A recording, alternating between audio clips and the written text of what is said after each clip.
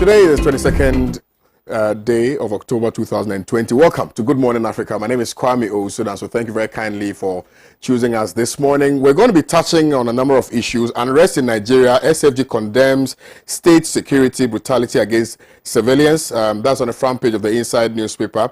MPP MP killers caged. Daily Guide reported that one gold assay center blocks 14 million tax evasion. Nationwide evacuation of dam sites moves to Bono region.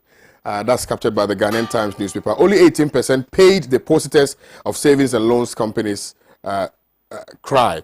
Daily Heritage reported that one too. Please join in the conversation with your thoughts via our WhatsApp number, which is 0260846539. Now, we're also streaming live on Facebook, facebook.com/Pan-African Television. I have in the studios with me Honorable Inusa Fuseni and Mr. Kwesi Prajuna. Good morning, sirs, and thank you very much for your time. Let's quickly start with what is happening in Nigeria. And Honorable, I want to start with you on this one. Unrest in Nigeria. Yes. First of all, let me say that it's another wonderful day, Thursday morning. And we come to you with a very important analysis of the news. And to say good morning to you and my brother Kwesi Pratt. Nigeria obviously is in the news for the wrong reasons of late. Nigeria is the most populous country in Africa today, Black Africa. I mean, Nigeria is also a powerhouse in West Africa. I mean, when you look at ECOWAS, Nigeria drives the economy of ECOWAS. Nigeria, because of the huge population, has always had problems. Now, corruption is rife in Nigeria. I mean, the decadence. All state institutions are decaying, are rotting away in Nigeria. The millennium youth, I mean, the people who are part of this millennium, are beginning to assert some level of independence and control and demand accountability. Impunity, which has always been on the rise and prevalent in Nigeria, is being called into question. Now, when Buhari, this present president, was head of state of Nigeria somewhere in the 1980s, he established a military group or unit within the armed forces called SARS. It was SARS, something special anti-robbery squad. Now that was when robbery, if you recall, or maybe you've read about the notorious armed robber Ajinini in Nigeria. At that time, many Nigerians, and that was when Nigeria was just blossoming. Well, that was when they found oil, and then they were attracting heavy investors into Nigeria. That was when they were manufacturing their Peugeot cars. That was when, if you wanted a crown, there was a tape recorder. It was called Crown, a 6-battery tape that we used to. I mean, my secondary school, in the legal secondary school, anybody who had it had all the girls to himself. I mean, and that was when we could go and rent it and come and use it for record dance. Can you imagine 6-battery tape record dance? Now, so Nigeria was huge, and with prosperity came crime. With prosperity came crime, and so the people started taking advantage of the weak institutional mechanisms in Nigeria, institutional structures in Nigeria, to engage in crime. Then Buhari, then head of state, a military head of state, established the SARS for the purposes of dealing with the rising levels of crime. Now, the unintended consequences of the establishment of SARS is now what is the result of the disturbances in Nigeria. Now, because of low level of wages, because of unbridled corruption, because of the rising levels of lawlessness, because of the failing institutions, SARS, which was established for the purposes of curbing robbery, became the robbers. Okay, those who were established to protect people became those who visited mayhem on the people. So we read reports in Nigeria and around the world about SARS stopping and searching, flexing. I mean, in Nigeria they call it, in USA they call it flex, where blacks are walking along the street and a policeman has reasons to believe that they might have arms or drugs. They stop them and search them, flex. I mean, so that thing became the order of the day in Nigeria.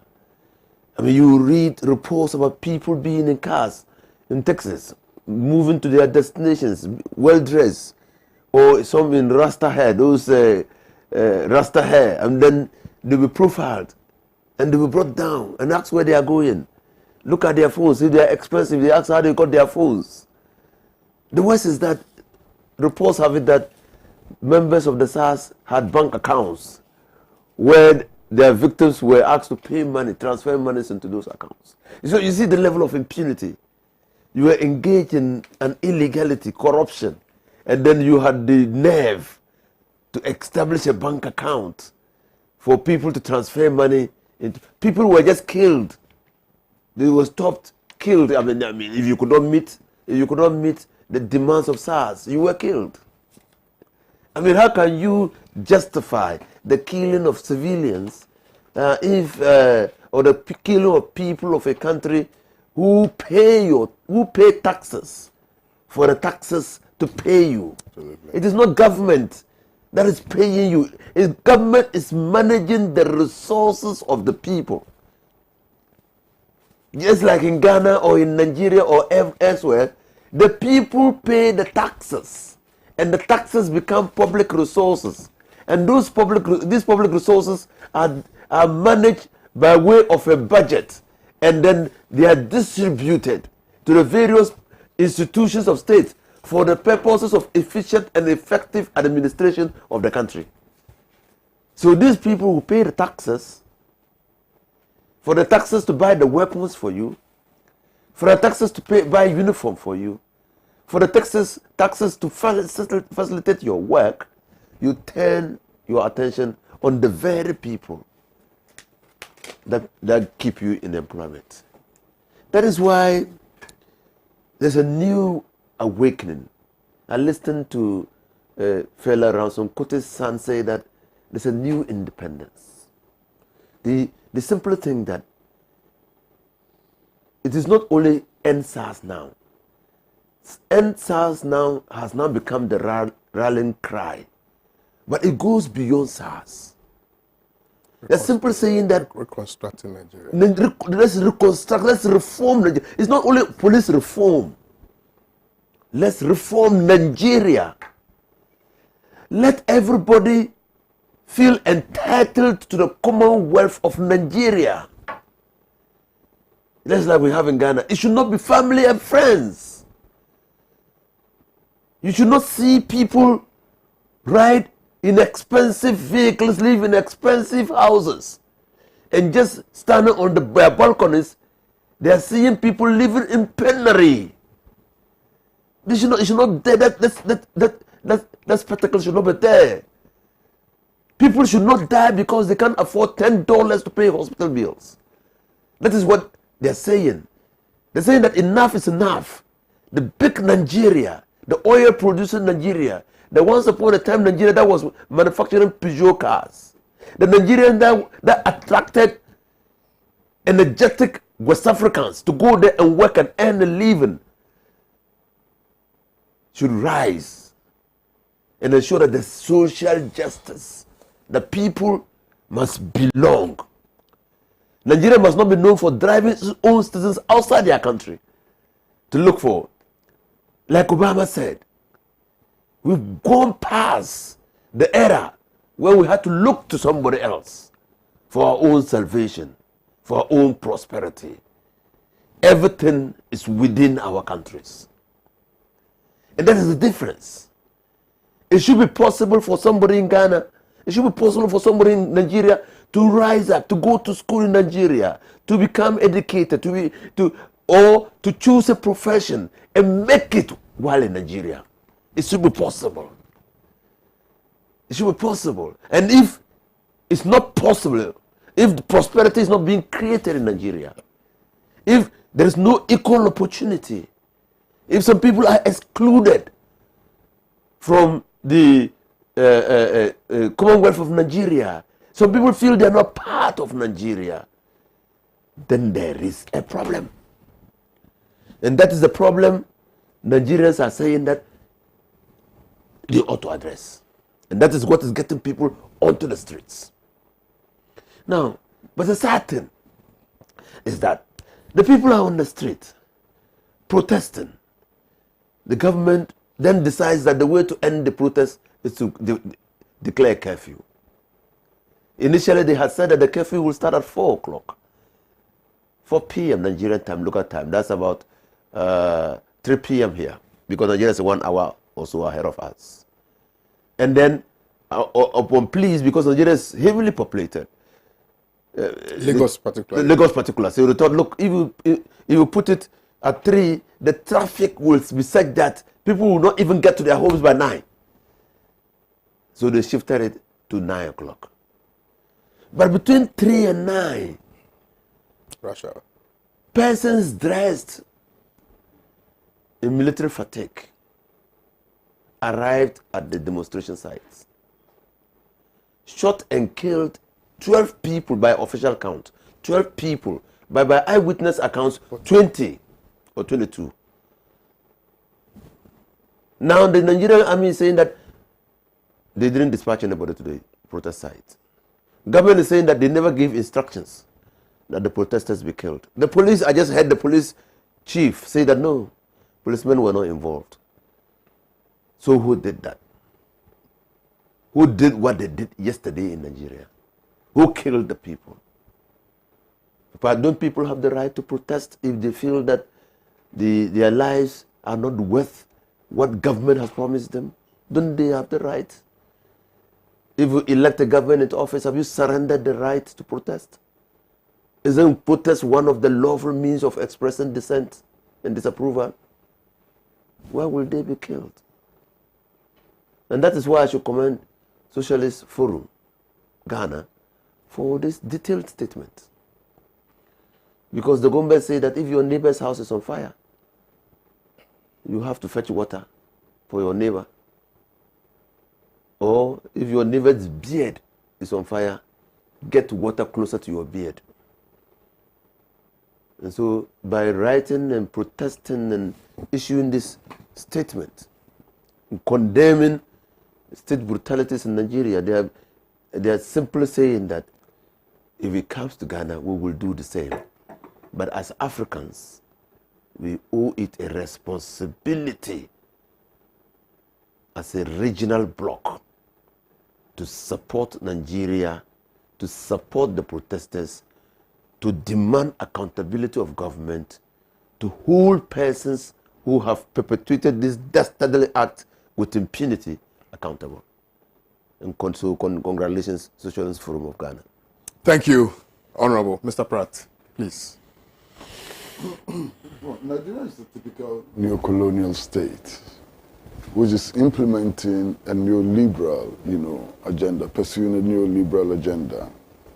The import of that is that in spite of its huge resources, the Nigerian people, especially the working people and their allies, continue to suffer humiliation, they continue to suffer economic deprivation, they continue to suffer police and security brutality and so on. So the problem in Nigeria is essentially capitalism. The problem in Nigeria is a revisit to the colonial status of that country. And you cannot be talking about the neo-colonial state of Nigeria without referencing the method that the colonial administration used in order to keep Nigeria under its thumb. In fact, the system of indirect rule was first developed in Nigeria by Lord Lugard, I suppose, and the whole essence of that was about ruling them indirectly through the chiefs and so on, and also applying a method of divide and rule in order to keep Nigeria under the thumb of the British colonialists. If you look at Nigerian society today, it is essentially a replica in the worst form of the colonial era. The Nigerian authorities, like the British colonial administration, is playing on ethnic differences. It's playing on regional differences. It's using the same tactics the colonialists used in order to keep the Nigerian population in check, whilst multinational corporations and Western governments milk Nigeria dry. This is the essence of the problem. Now look, Nigeria produces about 2 million barrels of oil a day. That's a huge amount of oil. And yet, you would find periods in Nigeria where they experience fuel shortages. How is that possible? Nigerian oil is not owned by the Nigerian people and exploited for the benefit of the Nigerian people. Multinational corporations own Nigerian oil. Now, given the fact that Nigeria is one of the leading producers of oil in Africa, one would have expected that Nigeria would have refineries, in order for it to control its oil resources and so on. Nigeria refines its oil, buys finished products and so on. You understand? Nigeria has a population in excess of 200 million, making it the most populated state in West Africa. In fact, Ghana is second to Nigeria with a population of only 30 million.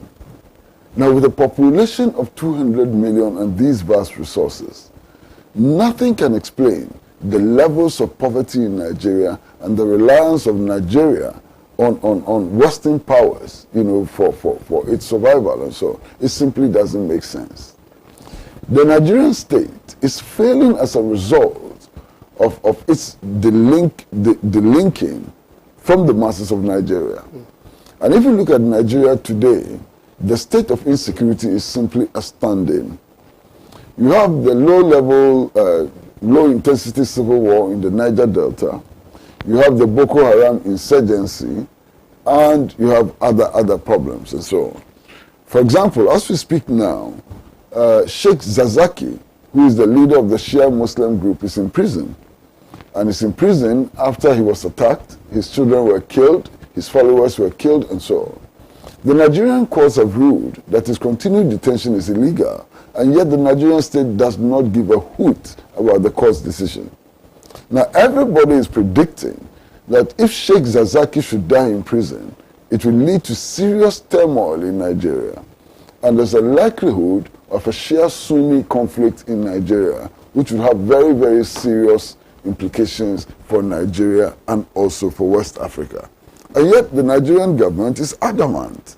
The Nigerian government is not sensitive to the needs of the Nigerian people. The Nigerian government is not taking steps to ensure that the Nigerian people can live in peace and be able to resolve their basic economic and social problems. You understand? Now, listen, anytime there's unrest in Nigeria, it affects Ghana seriously. It affects Ghana seriously because Nigerians rightly see Ghana as their second home. We are the two so-called English-speaking countries in the sub-region. And the natural tendency is for Nigerians to come here when there's crisis in their country. So if the Nigerian government continues to misbehave, the repercussions will touch Ghana very seriously. It will not just touch Ghana, it will touch the whole of West Africa. Because if you look at organized crime, for example, the narcotics trade, if you look at armed robbery and so on, all of these gangs are organized on a sub-regional basis.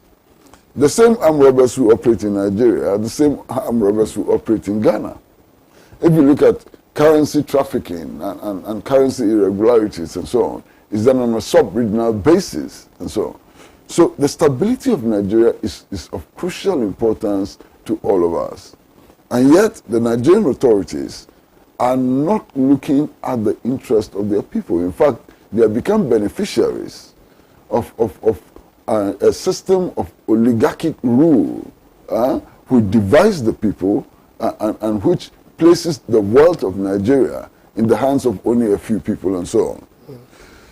The protest against SARS, as the Nigerian protesters themselves say, is the beginning of unlocking the Nigerian pandemic, you understand? Because SARS has become a shorthand for all the problems of Nigeria, for the economic, social, and political problems of Nigeria. SARS has become a shorthand for protesting against the neoliberal system in Nigeria.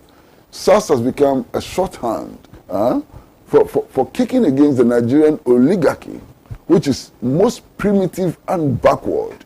It's so primitive and backward, it's unbelievable. Okay. Now, in all of this, everybody is surprised at the behavior of other leaders in the sub-region. They don't seem to care. And yesterday there were a few statements coming from the president of ECOWAS and others. And those statements were shocking. I mean, the president of ECOWAS actually issued a statement in which he said he's satisfied with what the Nigerian leader is doing to solve the problem. What has the Nigerian leader done to solve the problem? And the problem is not just Nigeria, the problem is throughout the continent. And perhaps that is why the leaders are not able to speak up. Because all of them are like Buhari. All of them are doing the same thing. Absolutely. Look at the situation in La Côte d'Ivoire. Look at what Alassane Ouattara is doing in La Côte d'Ivoire. A couple of days ago, vigilantes were sent onto the university campus in La Côte d'Ivoire. And students were beaten and so on. Somehow the students managed to organize a counter-attack, and 4 of the vigilantes were killed. The university has had to close down because students have vacated. And what is the reason for all of this? Alassane Ouattara, in flagrant violation of the Ivorian constitution, is insisting on running for a 3rd term. That may even have been tolerated. He's taking steps to ensure that all his opponents are crippled. Giron Soro, who he entered into an alliance with in order to capture power and so on, has virtually been driven out of La Côte d'Ivoire, cannot enter La Côte d'Ivoire because of some alleged politically motivated charges against him. Laurent Gbagbo, the previous leader, who has been tried by the International Criminal Court and found innocent, is still not allowed to enter La Côte d'Ivoire. Alassane Ouattara's government would not issue him with a passport to come back to La Côte d'Ivoire. And then in the midst of all this, Ghana's foreign minister goes to La Côte d'Ivoire and says if the opposition is not happy, they should stop the demonstrations and go to court. I mean, how can you say that? How can you say that? The right to demonstrate is a fundamental human right, and so on. These ECOWAS leaders sat down, they allowed their Malian counterpart to misbehave to the extent that he was toppled in a popular coup d'etat. You understand? And then they turned against the coup leaders and made a most illogical request that the coup leaders should appoint a civilian, and that if they appoint a civilian, then they will lift sanctions. What is that? The coup leaders then went and appointed a former defense minister who himself is an ex-soldier. They said, we are now happy with you, so we are lifting sanctions. What is this? The fundamental structure of government in Mali today has not changed. The military are in charge. They appointed the acting president and so on. So what is this rigmarole? What is this childish play, by ECOWAS leaders? What is this childish play by ECOWAS leaders? These ECOWAS leaders are failing their people. And what is happening in Nigeria should be a lesson to all of them. Because the people in the sub-region are beginning to realize that the neoliberal agenda does not work. It will not work in their interest, and they will replace the neoliberal order with something which works. You understand? I mean, the misbehavior of ECOWAS leaders is shocking. Completely shocking. Why open fire on peaceful demonstrators? And the estimate is that between 12 and 50 people may have died. I mean, this morning, Amnesty International is confirming 12 dead. Yesterday, eyewitness accounts placed the number of dead between 20 and 50, and so on. And then, look at the total confusion.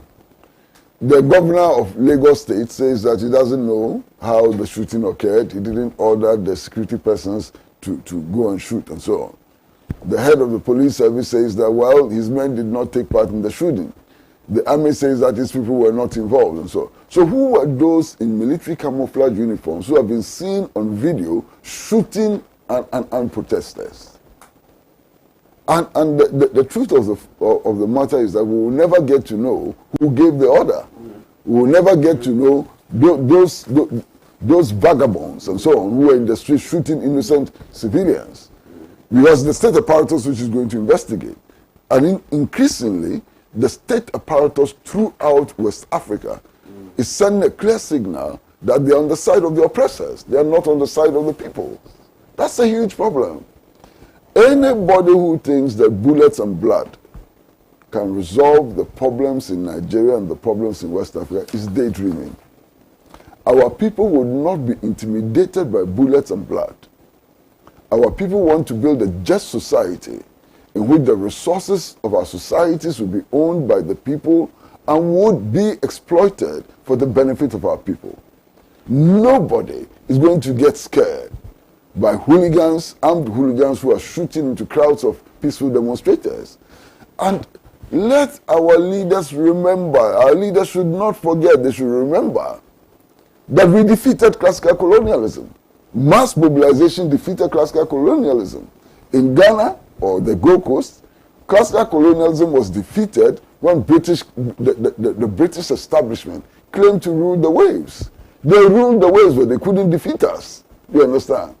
French colonialism was defeated in West Africa, was defeated throughout Africa. And the French had nuclear weapons. It couldn't stop and organize and determine people from exacting victory from their oppressors. And if our leaders represent the same colonial edifice, they will be defeated in much the same way that British colonialism was defeated. Our people are much, much stronger than any government in West Africa. Our people are much, much stronger than the Western government. The will of our people, their determination and organization would give them victory in this battle against underdevelopment and poverty. I'm scandalized by what is happening in Nigeria. And indeed, the leaders in West Africa appear to be supporting each other. They appear to be solidarizing with each other. They should watch the signals. The people of West Africa are also solidarizing with themselves. And I'm quite sure that the people of Ghana, the working people of Ghana, the unemployed people of Ghana, the underprivileged people of Ghana sympathize with their Nigerian counterparts, and they sympathize with their counterparts in La Côte d'Ivoire. The revolution in West Africa is only beginning, and it will happen. Mandla. This is very powerful. Gave me chills. I'm even inspired to do more. Thank you very, very, very kindly, Mr. Pratt, for this reassuring words that will only motivate us to do more for this generation. Let's come back home and discuss some domestic issues. NPP MP killers caged. Honorable leaders of Zeni. First of all, I think that it is proper sitting on an important platform like Pan-African TV on a Thursday morning with many viewers to express our sincere condolences to the family of my colleague, the late Member of Parliament for Mfansama, Ekokonsa Hayford, and to say and to encourage the police to continue to search for the perpetrators of this heinous act. This is totally unacceptable for a person who has chosen to serve his community, do the ultimate sacrifice of life in the service of his community. Why do I say ultimate sacrifice of life? Honorable Eko was still in the course of his employment when he was shot dead. He had gone to meet a community or 4 communities that very day after filing his nomination to contest the elections. In meeting the communities, he stayed there till it was midnight. Returning home, he drove into a group of persons who had blocked the main highway and were robbing their victims. Eko drove to the place, decided to drive home, did not know what was happening. His car was shot at. The robbers approached the car, demanded to know whether the MP was there. Yes, the MP owned up They are demanded for money. He had no money. He was, I mean, these robbers could only be naive robbers. If you go out to campaign, you normally sometimes, in fact, I have received numerous calls from my colleagues in Parliament. When they are in their constituencies campaigning, they spend all their monies and they want money to be able to come back to Accra. Numerous, I can count, numerous. You have to send 1,500. Numerous, they cannot. And the saddest thing is that even the constituents do not believe. When they say they do not have money, they don't believe that they don't have money. That was the same level, that was the same character that were exhibited by the robbers. Just like your constituents do not believe you after you spent all your money and you are looking for resources to return to Accra to work. The robbers did not believe Echo when he said, look, I don't have money. I'm coming from campaign. I don't have money on me. If you want money, follow me to the house. I will give you money. But I don't have money on me. They took his phone and shot him dead. How can you explain this? I mean, even Bank of Ghana sometimes runs out of money, so it has to issue new notes. So why do you think that a human being will always have money? I mean, what kind of, I just don't get it. In fact, that is why I have decided that competitive politics for parliament, I won't get engaged in again. You never get a reward for it. You never. Because people simply do not trust, even when you say things. They don't trust you. And you are always engaged in the ultimate sacrifice. You sacrifice your privacy. I'm sure Echo, like any other member of parliament, you leave your house early in the morning, 4 o'clock, people are waiting by the doorstep to see you. You return to your house, 12 o'clock, people are waiting there to see you. You don't have privacy. I once upon a time asked my people whether they wanted to know who came to my house and who left. Because you are there outside when you are coming, when people are waiting there. You are leaving your house, people are waiting there. And when you are even during campaign, like all other members of parliament, some people come to the house, they demand to see you, you should not go out to campaign. When it is time for campaign, don't go, you have scheduled meetings. Don't go, just stay here. And then with all this, miscreants stop you and shoot you. Shoot you dead. Take your life away from you so that your children, your family will suffer in perpetuity for the very reason, for the only reason that you elected to serve your country as an MP. That's the only reason. And so that is why the security services, and it is not an offense to elect to serve your country. Those who had the guns have also the right, if they so choose, to put themselves up for contests. Anybody who is of 18 years of old, sound mind, 18 years of age, sound mind, is entitled, is a registered voter, can put himself up for election. It's not limited to a particular class of people or a particular group of people. So why will you kill a person because he's done that? Why? This is why in reading the story, I do not feel too much encouraged. It might be a coincidence, but look at what they have said. Look at what the story has said. And I'm not seeking to belittle what the police is doing, but I think that the police should do more. The police should do more. Look at the people they have arrested. 6 persons arrested in connection with the gruesome murder of Ekwo Kwanzaa Hayford, the new Patriotic Party member of Infanseman in the Central Region have been remanded into police custody by the Accra Circuit Court. Now, the suspects include 1.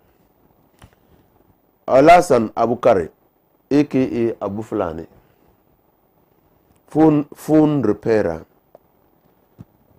Naziru Fadilu, Naziru aka SP, businessman.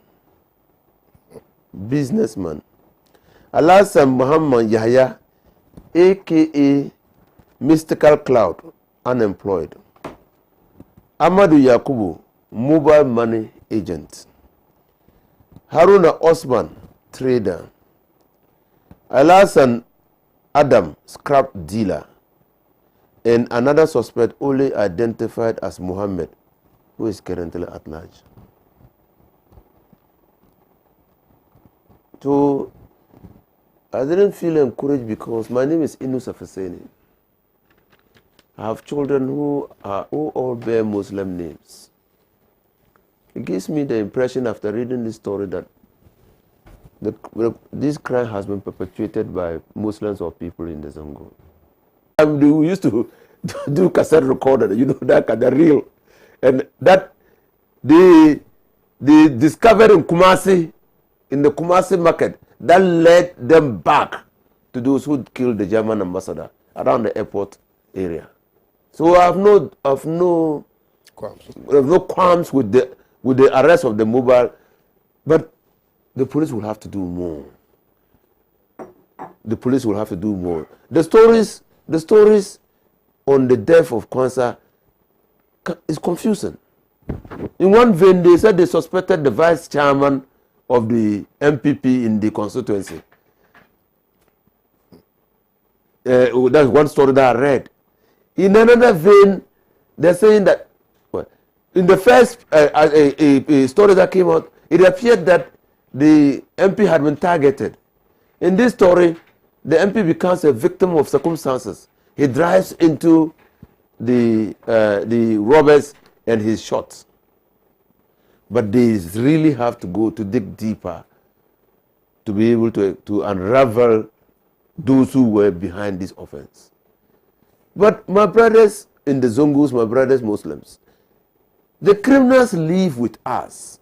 And my fellow citizens, criminals don't live in the bush. They live with us. They live in our homes. They live in our areas. We know those who don't work, but always appear to have all the fancy clothing, the fancy cars, always appear to have money. We know them. And they're in our communities. Elsewhere, they have been able to reduce the incidence of crime because citizens cooperate with the police. Citizens cooperate with the security agencies. Not only in robbery, even in white-collar crime. That when you see people engaging in white-collar crime, it is your responsibility. They killed Hayford. Who will be the next victim? You are sitting in your house thinking that it is they are killing MPs. When they finish killing the MPs, they will still want to kill more people, and you might be the next. That is why you have a responsibility to cooperate with the security agencies to be to deal with miscreants in society, to bring the incidence of crime to an end. That is why businessmen who have specialized in buying stolen goods, stolen merchandise, must rethink. It doesn't make you smarter. It makes you a conspirator, a collaborator, an accessory after the fact. That you help, you are creating the opportunity, you are creating the conditions for crime to flourish, because you are creating a market for goods of crime, for articles of crime. And so all of us have a responsibility. I mean, why should it be easy for somebody to just walk to a phone repairer and sell a Samsung Galaxy 850 model when it is not even yet common, when only a few have it in society. A S50, that's S50. When only a few have it in society. Don't you think that you have a responsibility when you see somebody who otherwise cannot even buy a Galaxy 10, having a Galaxy 50, to ask him where he came by it? You don't think that you have that responsibility? You don't think that? And then you buy it at 780, 780. Even Galaxy 10, how much is it cost? Don't you buying it at that amount? Don't you know that that is an article of crime? Doesn't it raise suspicion? So yes, whereas the police is dealing with those people and tracing to the original perpetrators of the crime, we as a people have a responsibility to help the police. And if we do so, all of us will be protected because we have primary responsibility for protecting ourselves. Thank you very much. Let me read a few messages before I come to Mr. Pratt. Good morning, Pan African TV and your panelists. Sometimes I blame you, the politicians, for monetizing the political environment. I always vote without demanding or taking anything from them. Yet you go sharing my development money to some other voters. Abdul from Tamale. It's true. Even now they are in the market sharing money. They are in the market sharing money. I say that the question you ask them is, this is not the first time we have voted. You came to us in 2016. You didn't have money. We voted you. Why do you think that now you need money for us to vote you? It means that you have failed. Mr. Pratt is right. The recent happenings in Nigeria, Mali, Cote d'Ivoire, etc. are indicative of a shift that must be understood by the African leaders. Their failure implicates them as agents for the imperialists and not patriots. The might of the people will always prevail. Papa, Minnesota, USA, sent in this one. From Fusain Izokafil Sanatorawa in Asamanke say, good morning to you, KOD, and your panelists, especially Uncle Pratt. KOD, enough of MPP and Nana Akufo-Addo's government for their double standard. Okay, I thought you were sending a message in relation to the topics already discussed. KOD, good morning to you. Please, kindly tell my senior brother, Honorable Inusa, that people fear supporting the police because the police have in some instances named their informants. Ahmed from Kumasi. That's why you need a police reform as well. Just like Nigerians are demanding police reform. Because if you do, put people like double in the police service, they'll kill people. Yeah. Good morning. My name is Chukwu Ebuka from Nigeria. I love what Daddy said a few minutes ago. ECOWAS leaders have disappointed us. Please, we need help here in Nigeria. Things are getting out of hand. Up till now, our president has not come out to address us. Nobody has spoken while the army are killing us. What do the leaders want? Do the leaders want war in Nigeria? He's asking the question.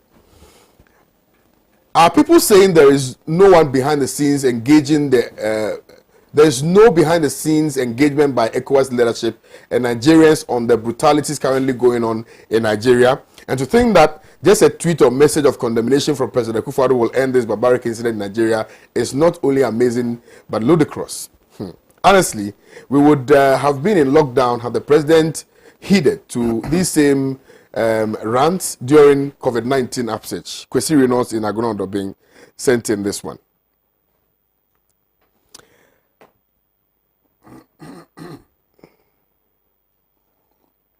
Good morning to you and your panelists. In fact, you are doing a good job this morning. My greetings to your panelists. I'm Larry Samuel.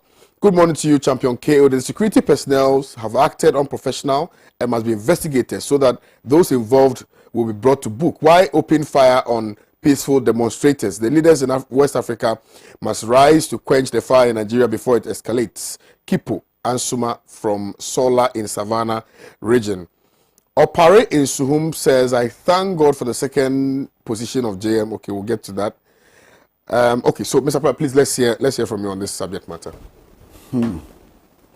Well, I'm worried by some of these developments. I noticed that the Daily Guide, which carried the story, put killers in inverted commas. It doesn't quite resolve the problem. Yeah.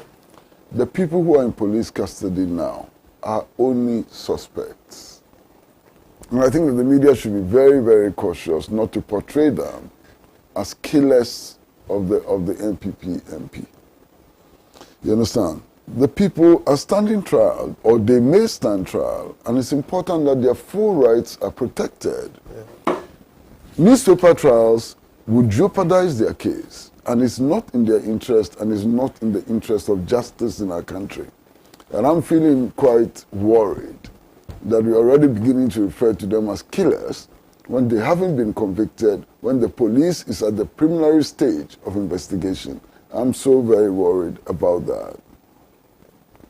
The death of the Member of Parliament is tragic. It shouldn't happen to anybody.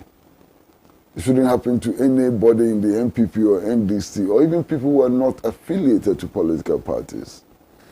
But the fact that the armed robbers killed him and so on is also an indication of the security situation in the country. Mm-hmm.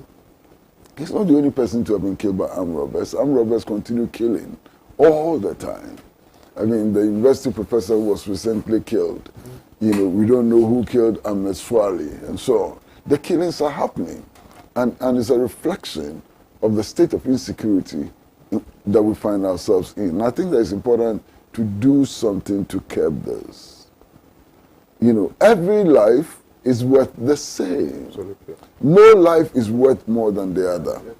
And if you look at some of the measures which are being announced, they are completely crazy.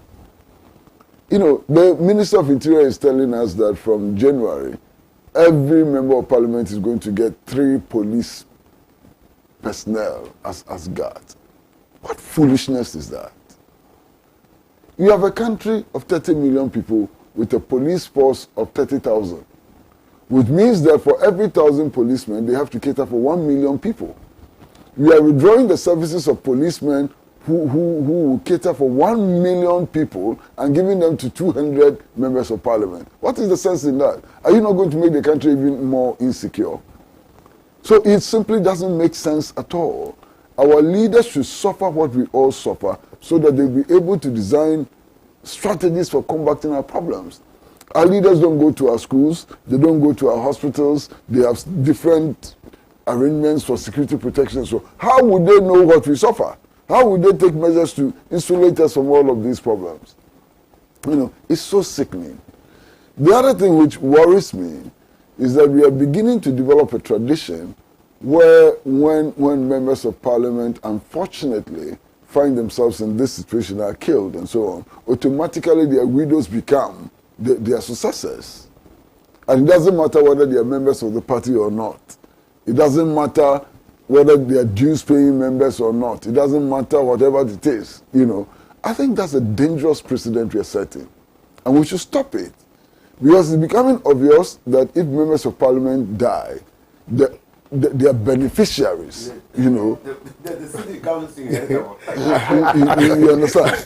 The seat becomes an inheritance. And we know the next of kin and so on. Somebody said that they will start killing their husbands. Yeah, I think it's a very dangerous thing we are doing. You know, and I think the electorate should respond. Yes. You know, this whole thing is based on the assumption that the sympathy which flows from the murder will go to the woman. Yeah. We should not be voting on the basis of sympathy. Yeah. We should be voting on the basis of our needs and aspirations. Who will best provide for our needs? Who will best enable us to fulfill our aspirations and so on? Not sympathy. Yeah. You're going to give your life to somebody for 4 years and it's just based on sympathy. It shouldn't happen. You understand? And the parties themselves should refrain from this practice, this medieval practice of power being an inheritance, and public authority being an inheritance for wives and so on. It should end. I'm also not happy about the situation in which even the resignation of the wife of the MP did not follow laid down procedure. She was supposed to give 3 months notice. There are processes that she has to follow. You understand? The police administration appear to have ignored these processes and to have allowed her to resign to go and contest these elections. Yeah. Now, this feeds into the public speculation that the police service, after all, may not be what it is meant to be, and so on. And I think that the police administration should have been very careful in handling this matter. It has not handled the matter in the best way possible, and so on. Like Alhaji Yunus Afuseni said, all of us sympathize with the family of the MP. All of us wish that we'll do everything in our power to apprehend those responsible for this dastardly murder and to deal with them according to the laws of this country. But the political elite is once again misbehaving with this murder. The political elite is once again showing that it is not in tune with the broad aspirations of our people. The political elite is misusing this gruesome murder of an innocent member of parliament just for the purpose of keeping power. And it makes me sick. It makes me really sick. This political elite is backward, completely backward. Well, thank you very much, Mr. Pratt. Let's move on and discuss the issues relating to tax evasions. And if you look at what has been captured on the front page of the Daily Graphic newspaper, it says Gold Assay Center blocks 14 million tax evasion. There's another story on the front page of the Daily Searchlight, which appears to find expression in the same conversation relative to tax evasions. And this one also says, Audit Service, one OMC owes 1.9 billion in taxes. So it appears we're having to deal or grapple with the issues of tax evasion in this country. I think yesterday the figure was much higher. I've forgotten the exact figure relative to OMCs who have evaded taxes. But eventually, what I'm trying to say is that the issue of tax evasion has become an issue that we have to address with immediacy. I've read the story. Okay. And in my view, it has nothing to do with tax evasion. It's not a story about tax evasion at all. Okay. You understand?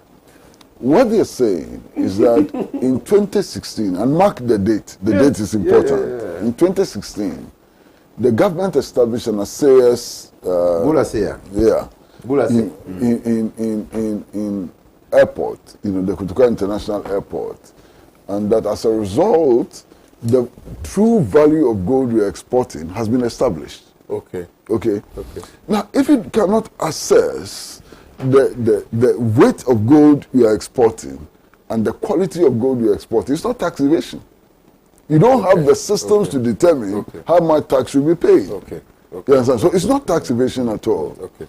Now, all of this has a history. By February 24th, 1966, when the coup against Nkrumah took place, Ghana was establishing a gold refinery near Takwa. It was almost 90% complete. The rationale for establishing the gold refinery in Takwa was to enable us to add value to our gold exports and so on, and also for us to develop an assayer's stamp. Okay. So that we can establish the true quality and quantity of gold that we are producing and exporting. Okay. This is February 24th, 1966. What happened to the Takwa Gold Refinery? Those responsible for overthrowing Nkrumah did not do anything at all about the gold refinery, which was almost 90% complete. They left it in the bushes with all the equipment to rot away. It has taken more than 50 years, close to 50 years, to establish an assayers framework which enables us to save, according to them, $14 million. I mean, this is criminal. This is the criminality of the 1966 coup. This is why the 1966 coup was a criminal enterprise against the interests of the people of this country. Clear. This is the story. This is the gravamen of the story. Why? Today, total national interest in gold production in this country is about 2%. Are we happy about that? Are we happy about the situation in which we have granted gold mining companies concessions, including foreign exchange retention agreements, which gives them the right to retain 98% of the value of gold exported from this country abroad? These are the issues. This is neo-colonialism. This is about pursuing the neoliberal agenda, which doesn't make any sense, which is not in the interest of our people. This is the gravamen of the story. This story is not about tax evasion. This story is about the lack of vision of Ghanaian leaders. This story It's about the lack of commitment to the protection of our resources by Ghanaian leaders. This story is the story of the criminality of the 1960s coup. This is the gravamen of the story. Okay, thank you very much, Mr. Pratt, because I was a bit lost. Yeah, you I was lost in the story. No, you were lost in the story. Actually, the story this is a story that has come out of the minister's responsibility to meet the public and address the public, tell the public what the ministry and by extension government is doing. This story came out of the Meet the Press series, which has been a feature of Ghana's political development since the beginning of the Fourth Republic. The minister goes to say that 14.1 million Ghana cedis was recovered from tax evasion. No, it's wrong. First of all, let me say, and I've read the story, nowhere has the minister even given credit to the previous government for the gold assay established at the airport. I've said time and again, Mr. Kwame, that NDC had a plan. Probably what we failed to do was to communicate the plan for the understanding and appreciation of the people of Ghana. But I can tell you, we had a plan. The assay project started when I was in office. In fact, I can say it's even discussions for establishing the assay project at the airport predates me. It started with Mike Hammer. Or what was it? Yes, Mike Hammer, my predecessor, during the time of our Tamils. Then I came into office. I traveled to Switzerland. I saw that, Master, the gold that we export in its raw form contains many minerals other than gold. Platinum, silver. So when you go to the processing plants and they're processing the ore, they remove I see. many things from the gold. And they also determine the purity level of the gold. Now, the purity level of the gold gives you an indication of the value of the gold. Without an assay, you wouldn't know the value of the gold, so you will estimate the value of the gold. If government fails, refuses, or neglects to determine the value of a mineral for export, and the exporter pays what government has estimated as tax on the mineral, has the exporter evaded tax? No. No. And you mind in tax law, every businessman, everybody has the right to organize his business activities in such a way as to reduce his exposure to tax. Absolutely. Everybody. I mean, it's a right. So I have no duty to come and say, look, my business, I'm doing it this way. Pay me. If I organize my business, I've decided that I will let philanthropy be a major part of my business. And I know that if I do philanthropy, it's going to reduce my tax exposure because the money that I'll be giving to philanthropy, I'm entitled to deduct it. And then when I deduct it, it reduces my exposure and I pay tax on what I'm supposed to pay. Nothing stops me from doing that. Nothing stops me. And so the minister must understand this.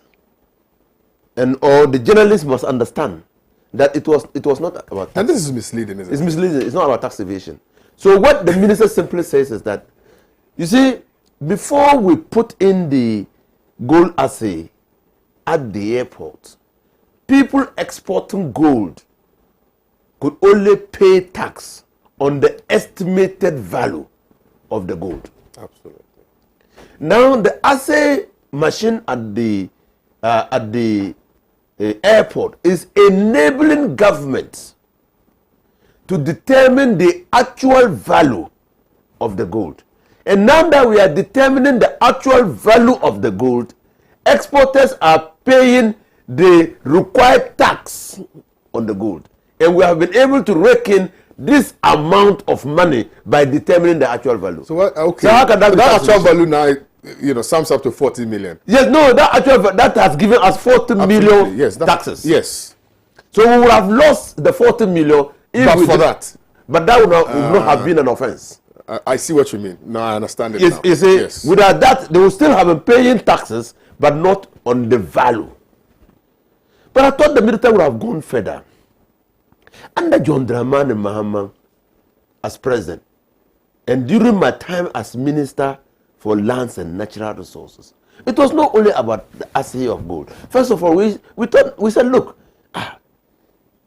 we ask ourselves, so how do we know? How does the revenue authorities know the value of the gold that we export? Even the large-scale miners, large-scale, how do we know? They're there in the bush digging up our gold. Sometimes helicopters go and carry the gold. And then they fly it now outside the country for processing. There is no gold processing, gold refinery in Ghana. I think there's one. No, they're not there to build one. All the foreign There's companies. one. There's Gold There's a Coast. private Yeah, one there's a at the private one airport. at the airport. That one cannot refine this gold. Gold refineries are big facilities. Big facilities. So you either go to South Africa or you go to Switzerland or you go to Dubai. That is why foreign companies, those with large concessions, when they get their gold, they don't refine in Ghana. They don't. Because you need, what is at the airport? A refinery can cover half of the buildings of the airport. It's big. I mean, there's even one refinery. You talk about refinery, there's also one around the Kaneshi area. I visited that place. But I'm talking about big refineries where, now, these refineries that you are talking about came into being because of small scale. Okay. Now, you see, because under large scale, the large scale miners did not need to refine their gold in Ghana. They just carried it out, and revenue authorities working attached to the large scale concessionaires estimated the value of the gold or minerals that they were exporting. And they paid the requisite tax after determining the operational cost of finding the mineral and all those things. Because you pay tax on profit. Now, so sometimes we even never got the requisite profit because they will say that because of increases in fuel and others, it has increased their operational costs. And so when you net it out, they say they have not made anything.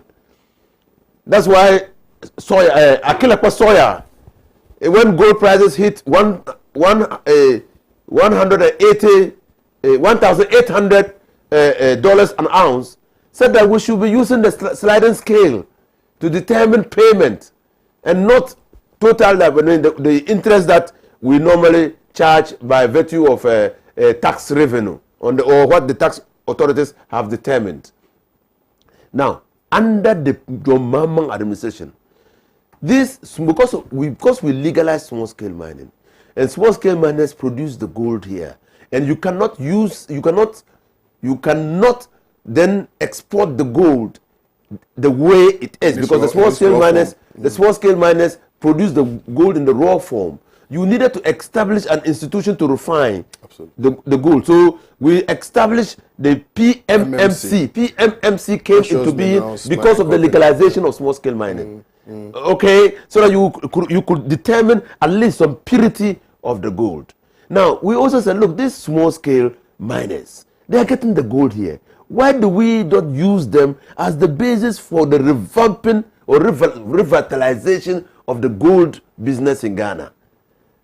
When we were growing up, we thought there were some men who used to walk about and buy gold chains and go and do them again. We used to call them gold chains.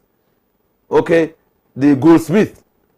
Why don't we revamp it? In the Kwame University of Science and Technology, there is a full department that is teaching students in embroidery. Why don't we? So John Mama said, look, the first starting point is doing a refinery.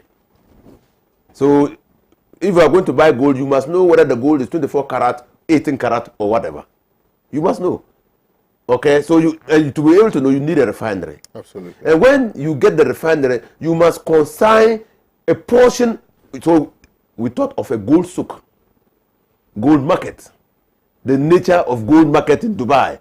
So when you come to Ghana, because Ghana was called Gold Coast, there should be something that links us to gold. People have been in this country, know that Ghana is Gold Coast. They have not seen gold. They have not seen it. Yeah. So there should be something like a gold souk, and we thought part of the Achimota forest, okay, which is near the airport. We should use it to establish a gold souk, gold market, so that visitors who come into this country and are about going back to their countries, in between the time that they check in and the time that they leave, they can be at the gold souk and spend their last dollars in buying chains or gold ornaments. That's the chain, that's the link. These people don't know the plan, or they are not interested in the plan. They're interested in how much. We could get more. You get 5 times more the value of a mineral if you process it. But we are interested in 14 million tax. When I saw it, I almost laughed. 14 million tax. When you could add value to the gold and make sure that when you are traveling outside, when Shetawale is wearing his chain, big chain, he can say that this chain was made in Ghana by so and so. You can see the mark of the chain and you see the value of the chain. That's what we should be doing, adding value to our minerals here in Ghana and creating the need for people to come to access those goods, but not talk about tax. Wow, thank you very much, Honorable. Let me read a few messages here. What is this one sending me? Okay. Somebody has sent me of a picture from City Newsroom that reads, Lands Ministry unable to account for 214 seized excavators. Interesting. Okay. Good morning, please. I want to ask about Nigeria's President Buhari. Where is he? Is he in the country? If he's in the country, why hasn't he come out to speak? Jabal Frank from Kasua sent in this one. Hello, good morning to you. How are you? Okay, I'm fine. Honorable Nisa Husseini, the old students of NAS greet you this morning for your Pan-Africanist response to Nigeria's issue and its failure to protect its citizens from oppressors. We are proud of you. Vice Chair, Old Students, Nalarugu Secondary School. That's my school. From the antique Garba. Yeah, that's my school.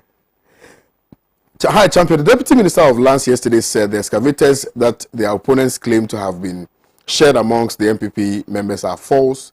The number of excavators that were seized by government is 157, not 500. And so the public should ignore. But didn't talk about the seized gold and guns from God Help Us. And please tell Mr. Pratt that the refinery plant building in Takwa is now used as hotel for students of UMAT. Hey. James sent in this. All these responsibilities for the youth to assist the securities for in their investigation and reporting criminals is a way to ensure proper security in the country. But we need to build a nation with unbiased security system. Yes, that's true. The government's interference in national security has been the order of the day. There's a need for proper recruitment of security personnel, and we must stop recruiting our recruitment by political affiliations. Same from Kutokum in Achuma Impona district. Thank you, sir. The gruesome murder of our brother Eko Hayford is so barbaric and heinous, and the perpetrators should be brought to book. The act is condemnable. Our security apparatus should also be up and doing. Written by Nebiken Abdul Latif, aka Meticulous GH from Dolenbizon in Upper West Region. Mr. Pratt and Honorable Inus Husseini are too much. God bless you all. But for Honorable Inus Husseini is a man everybody now appreciating enough. Sadiq, Chogu, Mananyili. They did appreciate you before, eh? They don't appreciate. KOD, KOD, good morning. Yeah, KOD, good morning to you. So that's that means that President Akufo-Addo. Okay. So does that also mean that if President Akufo-Addo dies today, the first lady is going to be our president? Yes, the seat is now being transmitted sexually.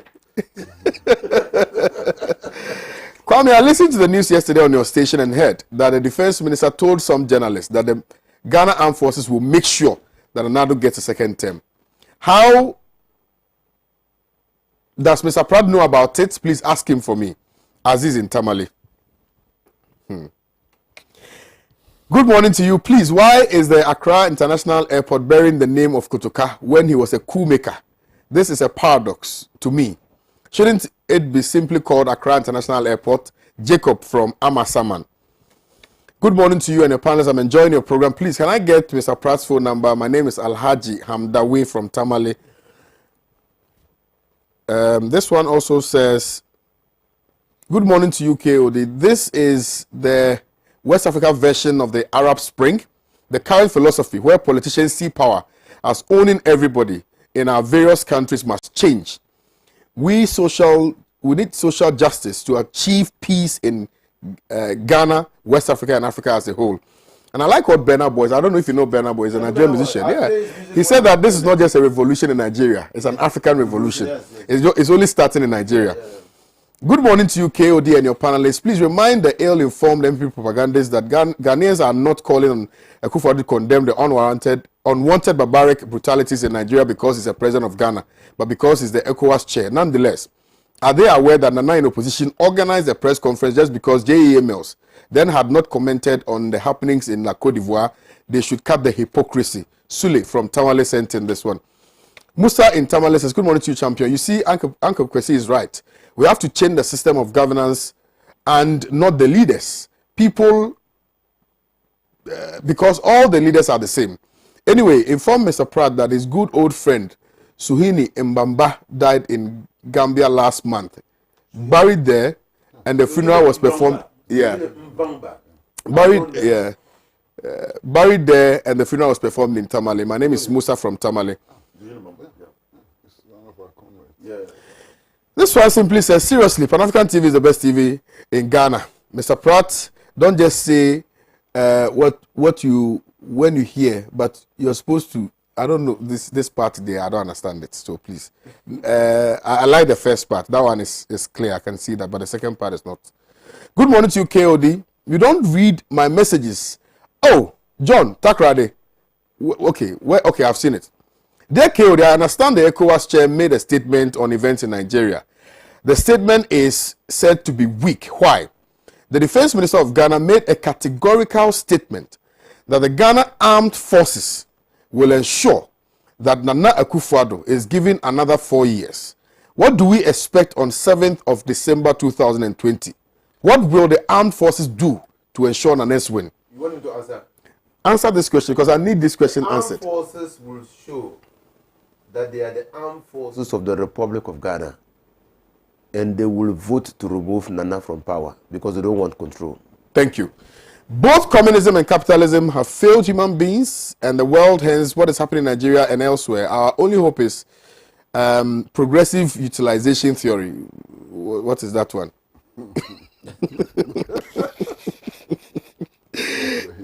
ECOWAS and our leaders are toothless bulldogs. They can bark, but they cannot bite. By Napoleon Bonaparte in Tumu Sankofa base. Salisu Setre, Power, Uti region.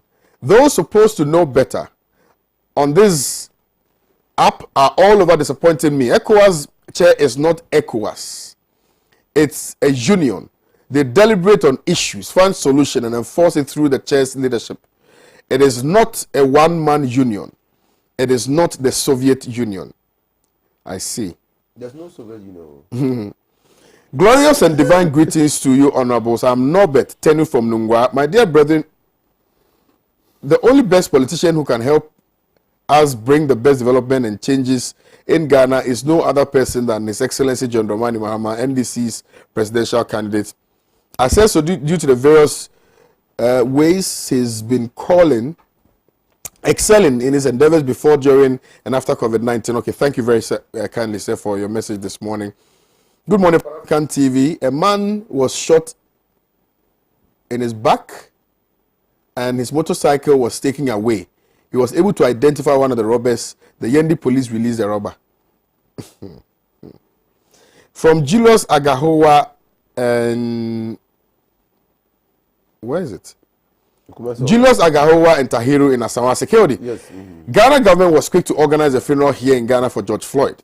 He was murdered in America, but quiet about the massacre in Nigeria. Again, Nado, who's the ECOWAS chair, is always busy tweeting about happenings elsewhere, but has suddenly lost access to his Twitter account on the happenings in Nigeria because his corrupt friend is the president. Hashtag too sure, hashtag too direct. Good morning to you, KOD. The politicians have inflicted this upon themselves. They lack morals. They have monetized politics to an extent that we, the electorate, feel those monies are stolen from the state, and the only way they can have their share is to rob them and kill, possibly. Mubarak Abari from Tamale sent in this one. Ghanaians should blame Akufo-Addo and his MPP for the insecurity in the country. They started training these vigilantes in opposition in 2016. The result is what we are seeing now. So sad. Stephen from Insuta Buem. AU Farouk in Tamale North says, good morning. Why is President Akufo-Addo afraid to speak directly to the SARS protests? Is he afraid of Buhari or what? God bless you for your good work you're doing for Mother Ghana. Why are NDC so blind on a massive developmental project under this government? I don't blame them, because what they couldn't do in 8 years, President Akufo-Addo has done in 3.5 years. But what can you see? What is For me, they are being diabolical, and the good people of Ghana have now seen them. Thanks. Greetings to Honorable Kennedy Japan, and goes on and on and on. But how can you Jake see what Mustafa, is not there? I've been asked for one. Pardon? How can you see what is not there? Yeah. Okay. Nationwide evacuation of dam sites moves to Bono region. Ghanaian Times. Honorable, please. Oh, I have a fundamental problem with that, and I'll be very brief. Okay. You know, garbage is a local phenomenon. It's generated locally. So garbage actually should be dealt with by the district assemblies. Planning is a decentralized activity. So people should not dump garbage or rubbish where they are not supposed to dump them. So when you will see a centralized organ like the Ministry for Sanitation descending to the local level for the purposes of clearing rubbish, then it is evidence of a failure of government. Okay. It's evidence. Because there is a district assemblies who, you know, we all live in communities. And all our communities are part of an arrangement which we call an assembly. And we pay taxes for the assemblies to be able to clear, to provide us with services. One of those services is clearing our garbage. Now, as the assembly outsources that responsibility to garbage collectors. If the garbage collectors are not collecting, what is happening to the money that we are paying? What is happening to that money? Who are they paying it to?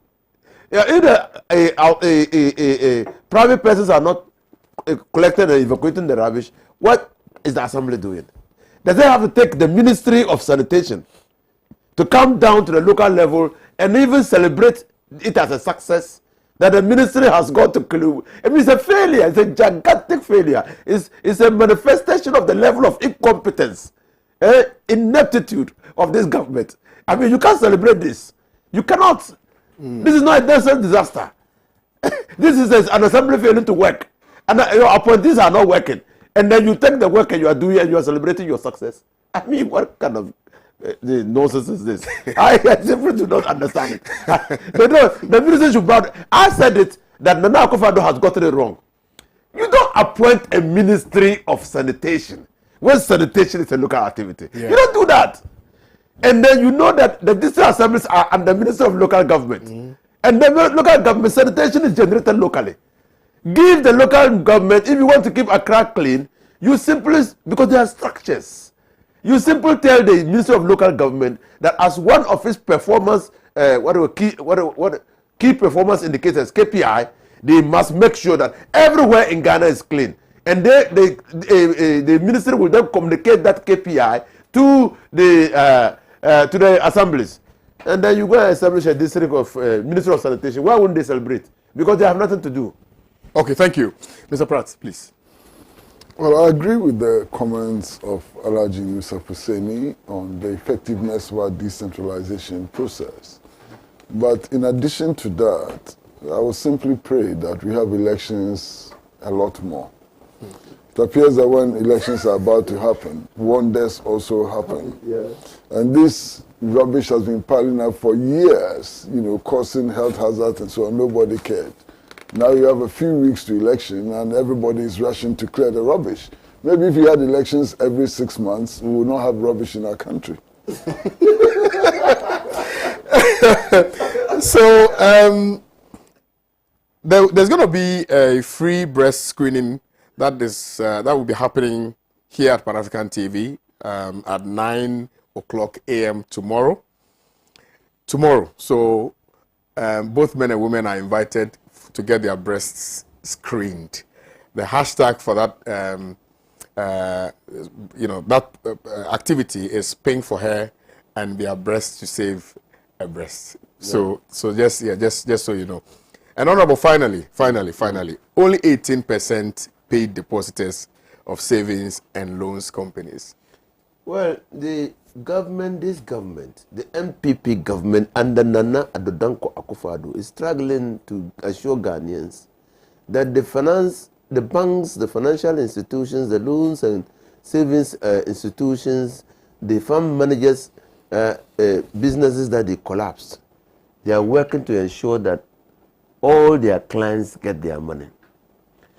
And they are at pains at insisting that they are paid savings and loans. They are paid almost everybody. They said 98%. It's not true. The evidence is there. It's not true. I mean, and when I see newspapers carrying that banner, 98, then I say, why our newspaper journalists to now, Mr. Kosepra, the School of Journalism, they don't teach them how to verify. You're just propagators of falsehood. Cross-check it. It's not true. I'm telling you, it's not true. Lie. They have not paid. Look, even now, you say you are paying me my money. They said when they met 3 or a month ago, the NIPA said, oh, they are paid. And the next day, people can even go to the bank to access. The head of the consolidated bank. Go to the bank and see. They'll tell you that until you receive a notification. This thing, so you see, I say that MVP, I always say they don't have a plan. They are copy. Look, first of all, you collapse microfinance institutions, collapse savings and loans institutions, collapse fund managers, their business of fund managers. And then you decided, MPPO, and all these people, their general description in finance is called what? Depositors. You have depositors at the banks, you have depositors at microfinance, savings and loans. You have depositors at fund managers' places. So all of them are depositors. Then you decide that for banks, the 5 banks that you collapse, for their depositors, you pay them 100%. But the depositors, and they have forgotten of Article 17, that you don't treat people equally circumstanced differently. It's simple. I think 17 or 15. It's simple. I don't know what they were doing that they didn't read the Constitution. Oh. I don't know. You can't treat them differently. Yeah. And so the government says, oh, it's unfair. It's totally unfair. When we are treating people, because we gave licenses for people to operate savings and loan. We gave licenses to people to operate, manage the funds of others. So when you pay, and we gave licenses to the banks. So when you pay depositors of banks 100%, there is no reason why you shouldn't pay savings and loans 100%. There's no reason why you shouldn't pay people who have their money with fund managers 100%. So when that comes, I will pay. They say, oh, okay, now we also pay. But thank you. Mr. Pratt, please. Well, it's a very simple matter. Right. It is those who are affected who are saying that they haven't been paid. Yeah. And the government said that 98% of them had been paid. They are saying that only about 500,000 of them have had their claims validated. and that only 18% had been paid. That's their story. Who am I to deny it? Thank you. 2 messages and I'm out of here. For your information, progressive utilization theory is a theory that encourages maximum utilization and rational distribution of the resources of the universe. Thank you, sir, for your... How does that deal with the theory of surplus value and the theory of relativity and so on? You know, I mean, look, Marxism is a comprehensive science. Yeah. It's not just based on an aspect of economics and so on. Marxism is like physical science. You understand? Thank you. Mohammed A. Sadiq has written a lengthy one, but I'll try and read it. Today is for the Nigerian youth, and tomorrow is for Ghanaian youth.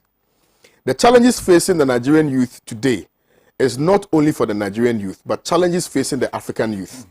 In Ghana here, we placed embargo on employment from 1990 to 2018, even though within the same period, Ghana's school enrollment and turnout at all levels of education were increasing without increasing job opportunities for the youth in Ghana. I think our policy makers' refusal to reason or think brought Nigeria and Ghana to this high rate of unemployment. Today in Nigeria, people are holding PhDs without jobs for 20 years. In Ghana here today, people are holding masters without jobs for between 5 and 10 years.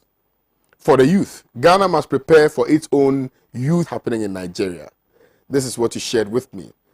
Karim Alawi, one fact you have to know is that no journalist in Ghana has been bought by this administration. Okay. And then this one also says, the change is coming. It is seriously coming. It's unabated. Change is coming like tsunami. Manifesto comes in a form of promise, just as Carton of Sword is a form of promise. The People's Manifesto offers vision and hope. And the messages are a lot, to be honest. I cannot read all of them because my time is up. Thank you very much, Honorable Inusa Fuseni. Thank you very much, Mr. Pratt. And thank you to you for also watching today's edition of Good Morning Africa. I will see you guys tomorrow. Do have a very, very wonderful day. Shalom. Bye.